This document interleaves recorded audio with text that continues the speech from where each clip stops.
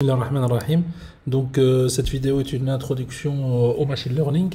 Donc au niveau du machine learning, nous avons principalement deux approches. On a ce qu'on appelle donc la supervised.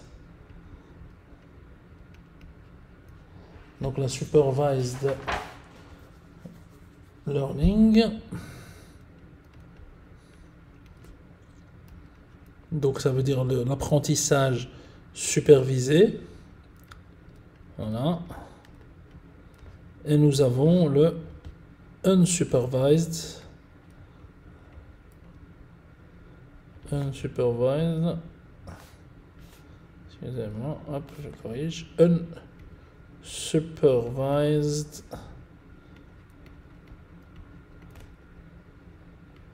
machine learning. Donc c'est l'apprentissage non supervisé.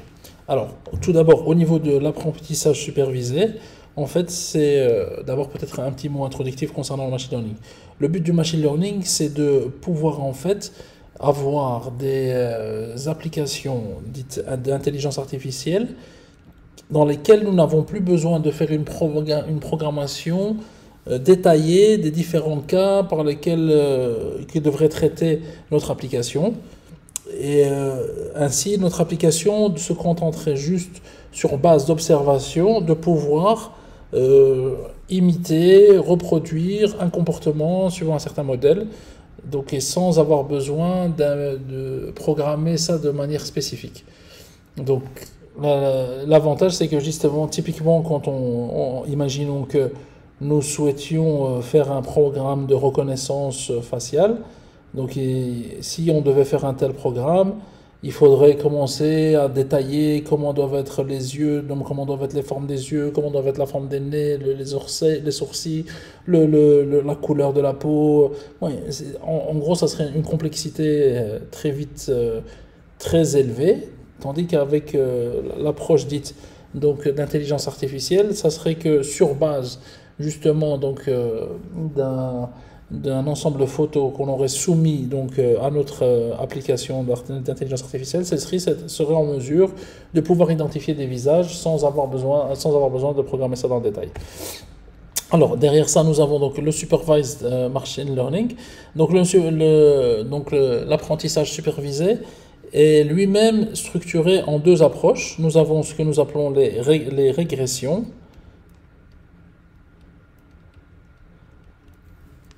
Et nous avons les classifications. Alors, qu'est-ce qui se cache derrière ceci? C'est que, en fait, donc l'apprentissage supervisé, le principe réside dans le fait que nous avons, par exemple, une série de valeurs en entrée, en input, okay, le X c'est l'input, et nous avons une série de valeurs en output, ou en sortie donc. Et quand on est dans le cadre d'un apprentissage supervisé, ça veut dire que nous allons donner à l'application donc toute une série de valeurs, x1, x2 et ainsi de suite, auxquelles on associe les résultats auxquels on s'attend, donc y1, y2 et ainsi de suite. Et le fait qu'on parle d'apprentissage supervisé, c'est parce que on sait d'avance, on donne déjà d'avance à l'application d'intelligence artificielle quels sont les résultats attendus. Donc, ça, c'est le principe du fait que ça soit donc, un apprentissage supervisé. Après, nous avons, dans le cadre de ce qu'on appelle une régression, ça veut dire une régression, ça signifie que les résultats attendus sont potentiellement infinis. Nous n'avons pas de limite dans les résultats. À la différence d'une classification dans laquelle les résultats attendus, donc à nouveau, on a des inputs, donc x1, x2 jusqu'à xn, et les résultats, on pourrait imaginer que ce soit juste un résultat booléen, par exemple. Donc le y, ça sera juste du 1 ou du 0, suivant vrai ou faux. Ou bien on aurait donc 3 cas possibles. Donc c'est la particularité donc, de la classification, c'est que les résultats sont finis. On en parle de résultats finis, donc le nombre de résultats possibles est limité et fini. Donc concrètement, où est-ce qu'on retrouve ce genre de situation? Donc, la régression, typiquement, imaginons que nous ayons besoin d'une application où l'on souhaite connaître la valeur des voitures suivant par exemple la puissance de la voiture, où le seul paramètre serait la puissance de la voiture, ben ça typiquement ce serait une régression.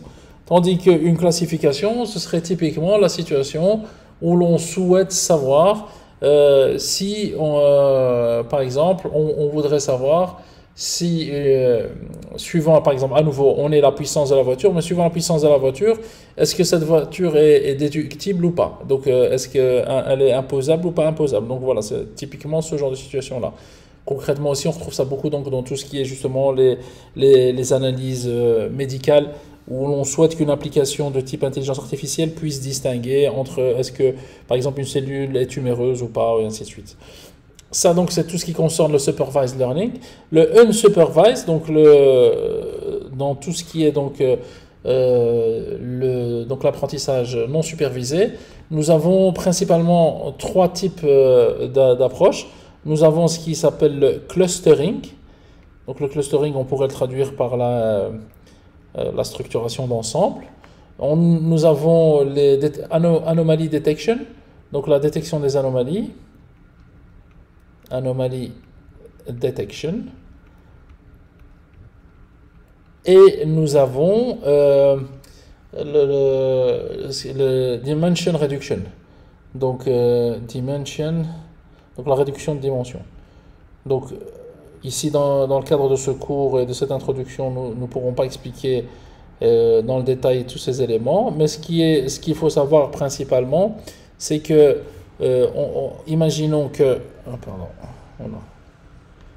Je fais un zoom involontaire, voilà.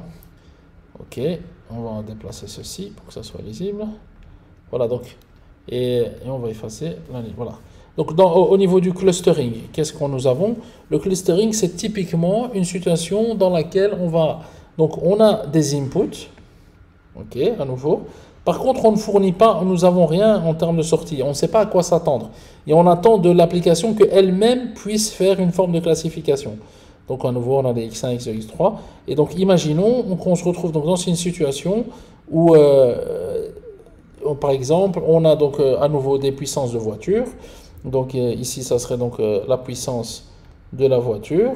Et alors là, on a des valeurs particulières. Là, par exemple, on va imaginer donc le symbole, c'est juste pour distinguer des choses. Et donc, à ce moment-là, l'implication va se charger de dire, tiens, ben voilà, ici j'ai un ensemble de valeurs qui ont une caractéristique particulière, ici j'ai un autre ensemble, et ici j'ai un autre ensemble. Et ça, c'est le clustering. Donc, c'est pouvoir caractériser des informations pour lesquelles, au départ, nous n'avions pas de classification. Et donc, c'est ça la notion de clustering. Donc voilà, ceci donc, permet de clôturer la toute petite introduction relative au machine learning. Les vidéos qui suivront, Inch'Allah, permettront d'aller plus dans le détail. Je vous remercie.